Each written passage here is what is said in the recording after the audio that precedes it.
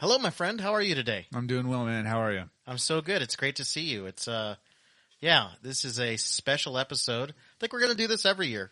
I think we're going to do a year in review and kind of talk about, and that's what this is, by the way. This is 2024's year in review. So before we get into the year in review with you guys, let's go ahead and do our roll call. So this is the Kung Fu Conversations podcast.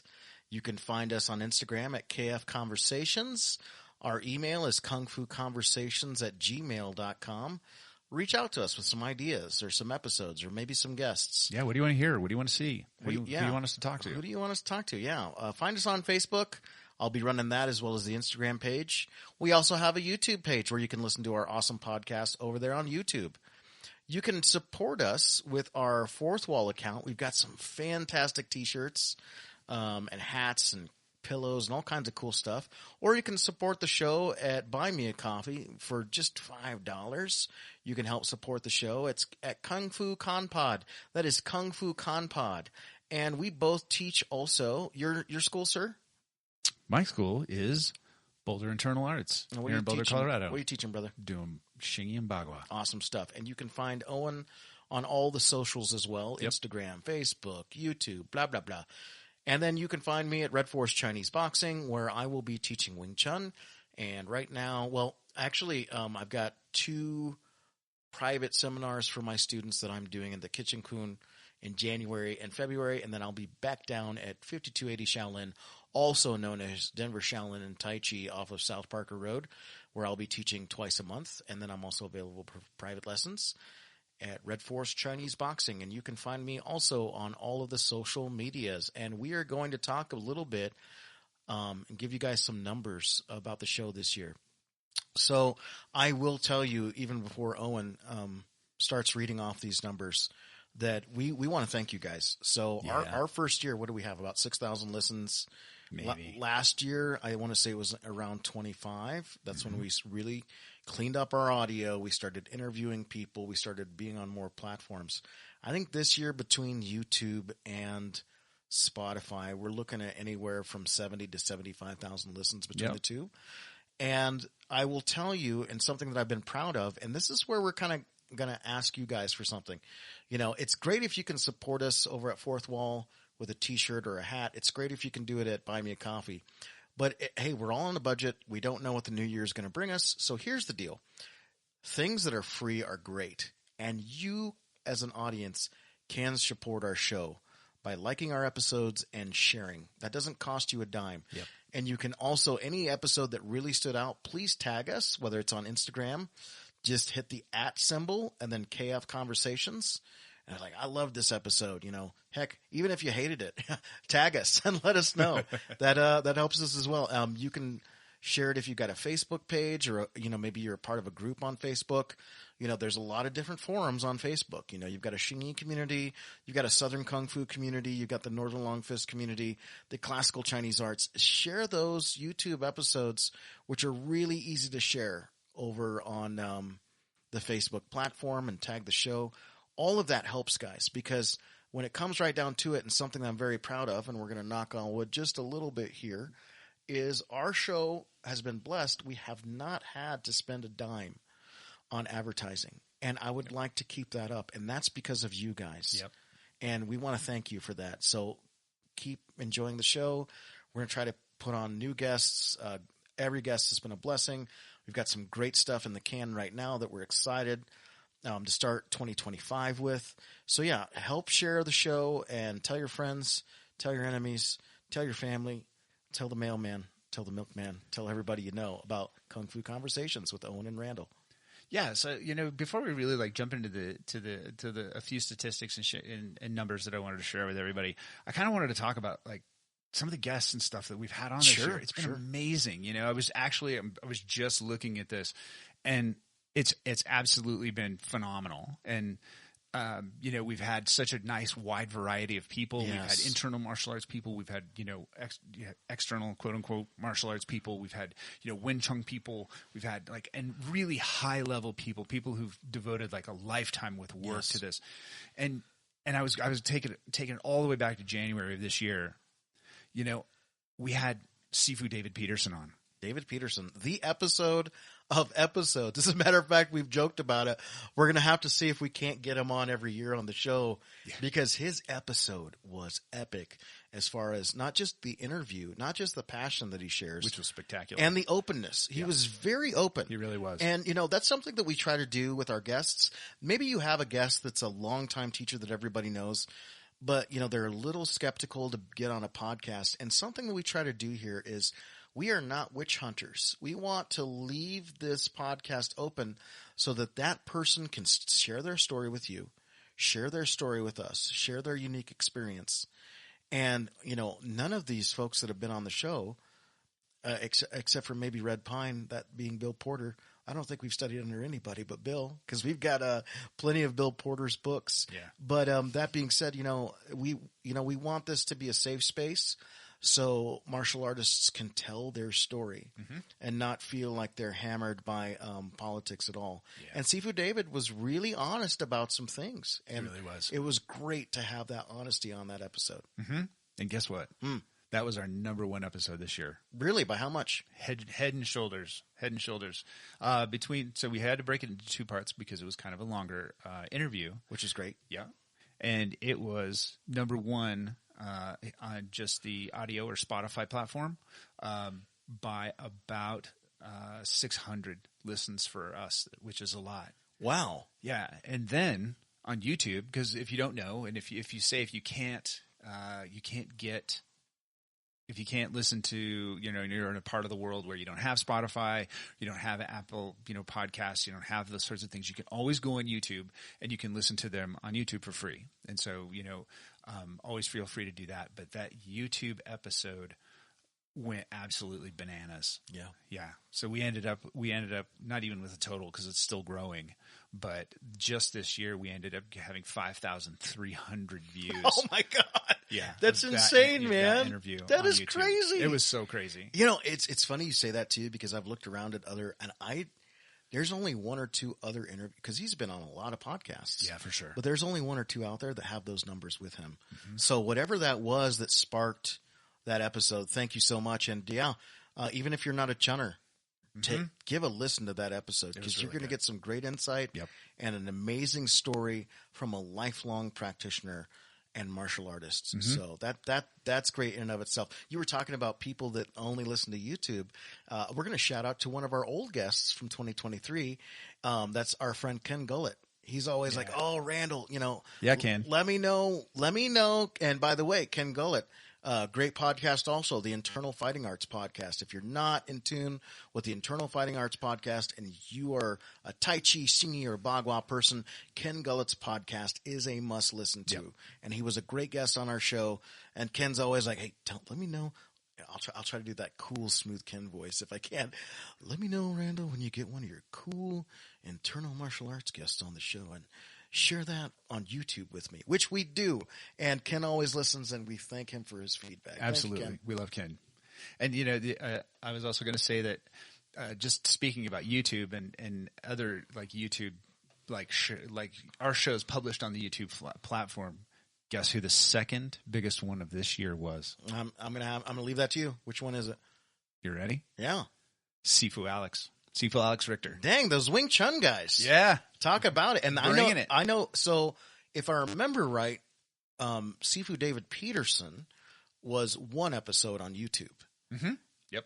Sifu Alex was 2 episodes, because that was such a long interview. It was. And that was one of my favorite interviews as well. Absolutely. And we try not to get too personal, but Sifu Alex, I asked him maybe one personal question.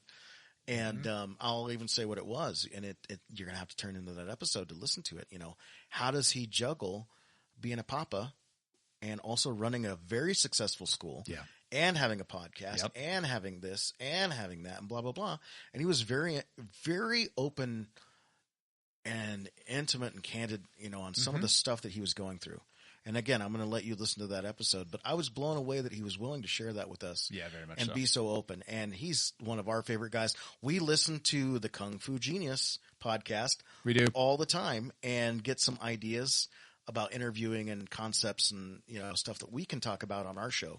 I think that's do you think that's maybe part of why we might have a pretty decent podcast over years? Because we also listen to other martial arts podcasts and try to support them. I mean, yeah, absolutely. And, moreover, I try to be a student of people who I look up to in the podcast space, and people who I think are doing it well. Yeah.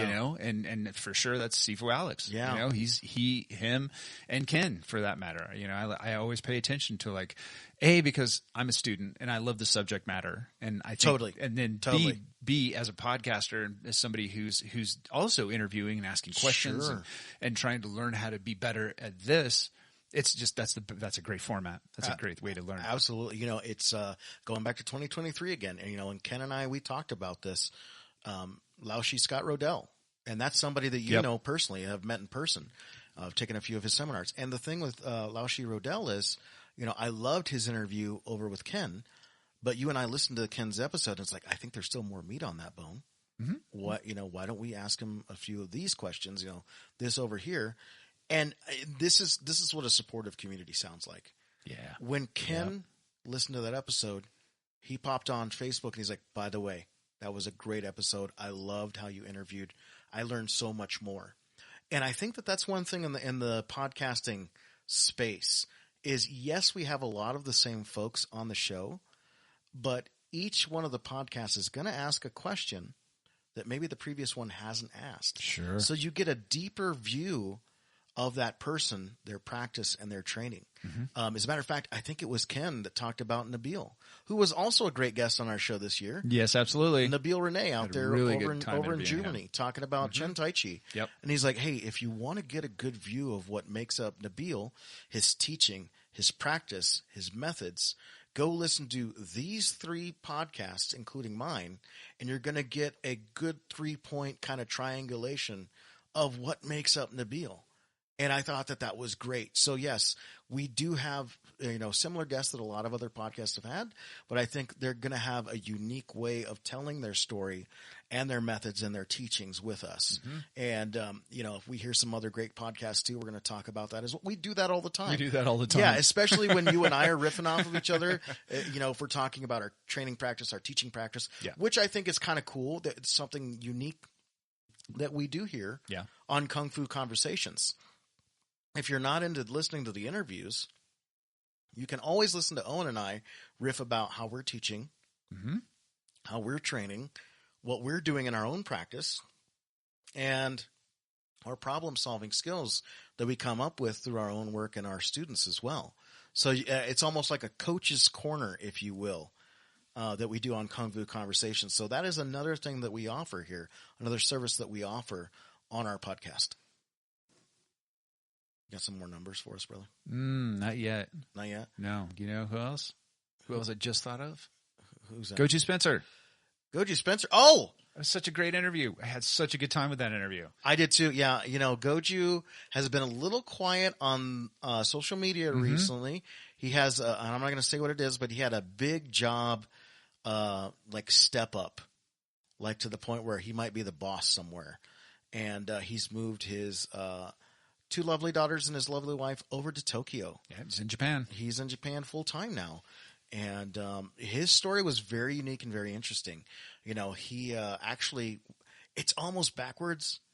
He's the only person I can think of that has done this. Mm-hmm. He started with a Chinese martial art and then went to karate. Because he's like, I was doing the research on karate, and he's like, I wanted another mid-range martial art that would support my Wing Chun. And I think he found a really good teacher. I think that was a big part of why he really liked the person that he was learning from. And then he's been out learning and teaching for a while, and then he got to move to Japan. Yeah. Which is great. And it's going to be interesting. Unique. I think so too. And I think hopefully if he gets some free time, once that business that he's running over there takes off, he can do more of the teaching aspect of it. It's going to be very fascinating because one of the things that he was saying was he actually might be a foreigner teaching Goju Ryu in Tokyo, which is crazy. And he's already said, here's the funny part too. He's like, the class will be in Japanese because he speaks fluent Japanese. Yep. But when they start doing the numbers, he's going to do that in English. When they start doing the punch numbers and the kick numbers, it's going to be 1, 2, 3. So that way they can get the reverse learning the language. Nice. Which I think is great too. I love it. But you know, and we say this all the time, you know, just like my friend Alden Groves, who has his amazing band, his personal work on Spotify known as Evoke. Evoke and Alden Groves is the gentleman that has done our theme song, which a lot of people don't know. I paid for the theme song, so I got to name it. And our theme song is called "A Walk Through the Red Forest." Yeah. And I will say that Alden, someday you need to release that song on Spotify. It was good because that is a sweet song. Love it's it. Actually 5 minutes. A lot of you guys don't know this, and we might do some commercials this year and use the full song for the commercials. So, but Alden is one of these people that's behind the scenes. Mm-hmm. My roommate Sam helps us out too. Yeah, he's one of the guys behind the scenes. But somebody that's also behind the scenes is Goju Spencer, our guest. Sure, yeah. And our logo that we use for everything. Yeah, we have a different logo over on YouTube. We've got a different one for Spotify, you know, Applecast and all that other stuff. And then we have, you know, that third extra logo. We've got pretty much 3 logos, and then all the cool artwork except for one piece. And I'll mention her in a little bit too. Goju's done most of our artwork for us, and I really think that that's kind of like an unspoken, like third party, if you will, contributor is the artwork, the sound, the music that helps kind of make the feel of the podcast. So thank you, Spencer. Yeah, and I'm so glad that episode was so popular. You know who I want to say this next guest that we had, I was like, I might have learned more in this episode than any other episodes. Oh, wow. On this that we did this year. Okay. I'm interested to find out who that was, sir. You ready? Yeah. Settle down. Robert Coons. Oh man. Yeah. It was so dense. That interview was so dense. There was so much information there about Taoism and Neidan and, you know, Taoist lineages and just the practice of that and how that all came about. I just thinking about it I'm like, man, I still need to go back and listen to that again. Yeah, it's wild too, because I didn't know, you know, the Taoist lineages was more schools and less lineages, right? Right. I had no idea, you know, and I'm just a layman, you know, I like the philosophy. You know, I'm not so much a religious person, but I've always loved the philosophy. But even on the philosophical side, how deep that is. Oh, yeah. And I was really appreciative because, you know, Robert was so open in sharing a lot of that stuff. You know what? You know, it's funny you're talking about that because I felt just as much learned on the things of Taoism was Jack Schaefer.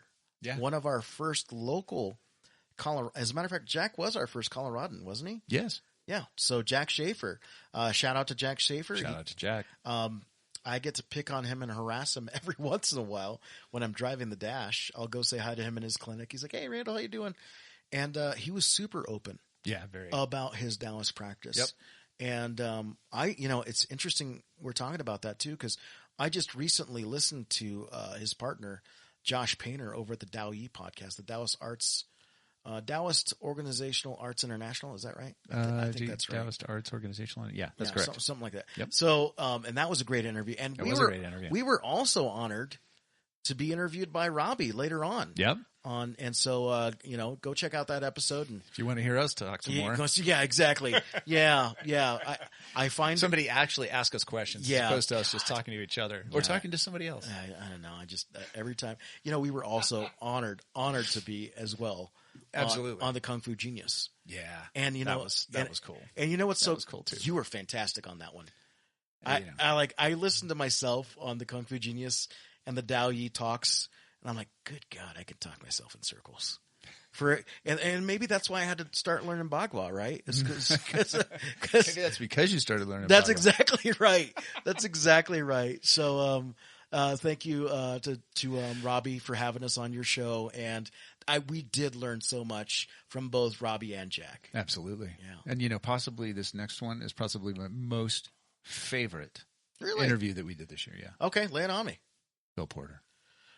Let me tell you something. We still need to talk about maybe getting him and that little temple, a little present. Yeah, we'll talk about it. Okay, we'll talk about that All off air. Okay. Bill Porter, let me set up how we actually got to interview Bill Porter. Which is a great story. Yeah, so sometimes the algorithm works in our favor. And that's exactly what happened.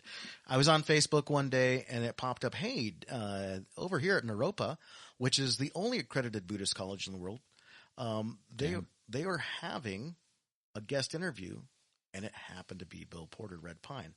And I'm like, I freaking love Bill Porter. I've been reading his books for 25 years. And I knew Owen was also well-versed in Bill Porter's Absolutely. work. So I asked him, and, I don't swear a whole lot on the show, but I'm channeling you, sir. So. Are you going to blame me? Yeah, totally. So I asked him, like, dude, right. Bill Porter's going to be at Naropa. Tickets are $25. You want to go? He's like, fuck yeah, I want to go. So Owen was kind enough. I bought us dinner at Aloy Thai. Shout out to Aloy Thai. Great Thai food in Boulder. Delicious. Amazing. So I bought us a delicious dinner. And then we went to, when we figured out what damn campus it was on, because there's 2 campuses, we figured out it was on the Nalanda campus. And we rolled up, and who should pull up in a dusty old Subaru with the head of Naropa's writing department, which that guy, God bless him too, does a hell of an introduction for Bill. You can also listen to Bill at Naropa on YouTube. Yeah, it's on YouTube. And that talk is there, and you'll actually see yours truly get to ask Bill a question. Yep. But we came out of your awesome Subaru, your modern Subaru, next to the dusty writing department Subaru. And there was Bill standing right next to us. And I'm like, hey, Bill. And he's like, hey, how are you, sir? So I introduced myself. And it was great because when you and I got out of your awesome Subaru, he's like, who was it? Was it the head of the writing department? I think he looked at us and said, hey, are you guys the heads of the Lions Club? I will never forget that. It's like, okay, I don't know what about us made us look like we were the heads of the Lions Club here locally. And I looked at that guy, and I looked at Bill, I'm like, no, sir, I'm a bus driver. And Bill's like, oh, I rode the bus today. You drive those? I'm like, yeah. And so that was so good. And so we just started talking the whole time, and Bill was nice enough to sit down with me, and on stage. Yep. He handed me his card, and I'm like, hey, me and my buddy there, we have a podcast. It's Chinese martial arts, but guess what? 90% of the Chinese martial arts community in the West know your writing and know your work. So would you be kind enough to be on the show? He's like, yeah, sure. Why not? And I have a funny story. I really want to share this because we got to pick on Bill a little bit. So, I'm an idiot. I didn't know that he was such a prolific travel writer. And you're like, dude, his travel writing might be better than the translations. Or it's right up there, And so I'm like, oh, my God. So I wound up picking up Finding Them Gone. What is it? Zen Baggage. And then I can't think of the other one. But I can't remember if it was Finding Them Gone or that third one that's escaping my mind for some reason. But he went around visiting the graves of all the great Chinese poets. Yeah. Was that Finding Them Gone? Mm-hmm. And he would have a drink of bourbon at the dead poet's grave. And I'm like, oh, Bill's a bourbon guy. Okay, cool. And I had his mailing address because he gave me his business card. And so I'm like, well, if Bill likes bourbon, let's get him a nice bourbon. So Owen and I, we spent a little pesos, and we got him a 15-year-old aged Colorado bourbon. And it got sent out to him, and I'm like, okay, cool, Bill got the bourbon. So it's the day of the show, and Bill pops on YouTube. And I could kind of tell he's like, oh, I told these guys yes. It was like a physical vibe, right? He's like, okay, here we go. We could talk about translations and stuff with these guys. It was that emotional wording that he had in that voice. I'm like, hey, Bill, did you get the bourbon? And did you like it? And it was an instant flip. I don't know if you remember that, Owen, but like his whole personality changed. He's like, oh my God, that was you guys? Yeah. He's like, I loved it. He's like, I just got it last week and I think I've got a finger of it left. And I'm like, damn, this guy's 83. Yeah. That guy's a hell of a bourbon guy. Yeah. But so we were thrilled that we could wet Bill Porter's whistle with some Colorado bourbon and just his journey, how unique it is and what he's still doing. Not only as a translator, but for his own practice and his own community of Buddhists up in Port Townsend. They're building that Buddhist center They're going to, offer that space to be open for, even Taoists to come in and teach and all kinds of different things, Qigong practitioners and stuff like that. So to have the honor to talk to someone that I've known from a distance for 25 years, but haven't, been able to speak to, it was just such a privilege. It really was. Yeah. No, I mean, that was amazing. That's why I said, it was probably my favorite interview. Agreed. And I did this year. And it's not, I don't think that takes away from anybody else because I have thoroughly enjoyed every single person we've interviewed on this show. But that one was just, it's so different for us too, because it's not somebody who's doing like a physical Chinese martial art.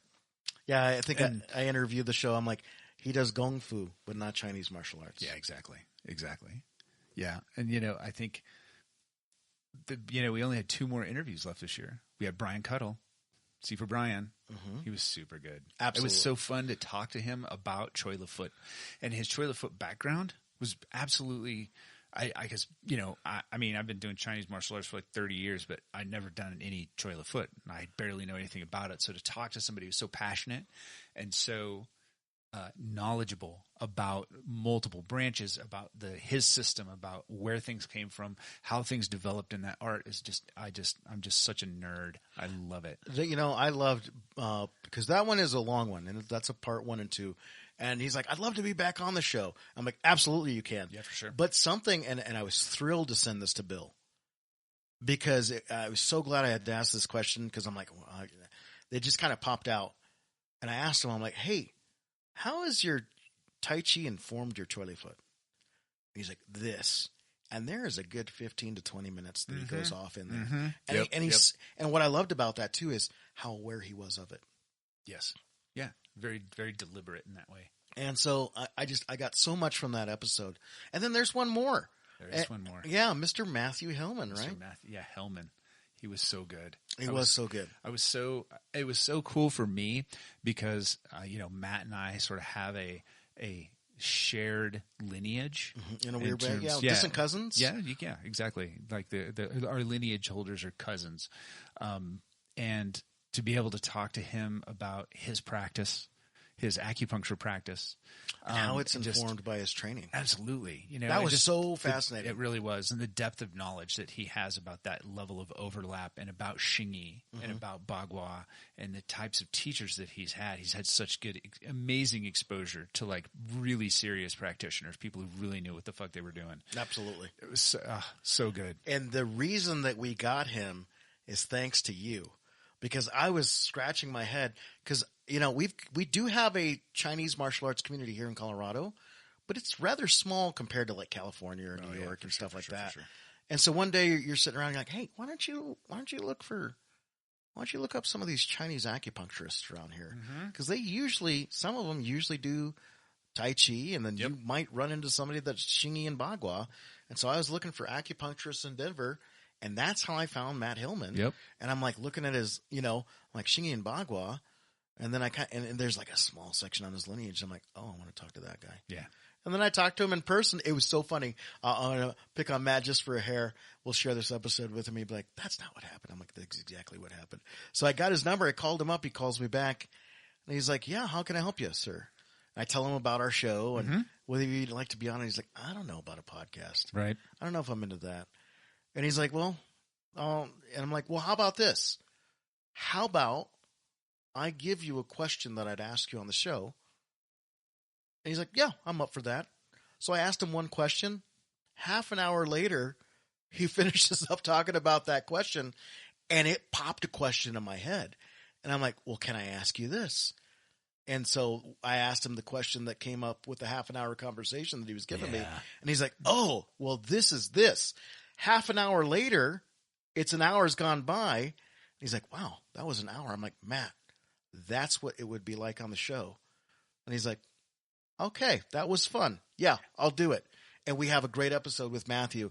And yeah, just the knowledge, the different people that he's worked with.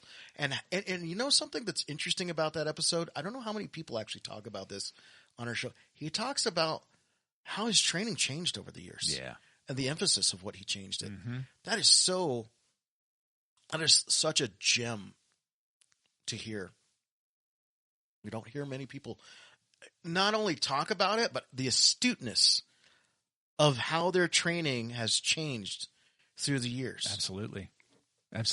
You know, the awareness of yes. you know, how you change as a person, and it speaks to the level of Kung Fu, you know, because to me that's really what Kung Fu is about, is like bringing about those levels of sort of self-awareness and self-change, and the progression of those things throughout your life. You know, this year, in terms of overall statistics, we were up 34% in terms of people who listen to our podcast. That's amazing. That is amazing. It's like a third. That's crazy. Wow. It grew by a third. That's crazy. In 1 year. This year to last year. And we had great years, both years, great interviews. Our streams, the number of streams we had on our audio platforms, they were also up by a third. Oh, wow. Yeah, 32%. Yeah. Wow. It's amazing. Amazing. The number of followers that we had grew by 53% this year. That's insane. That's fantastic. I love it.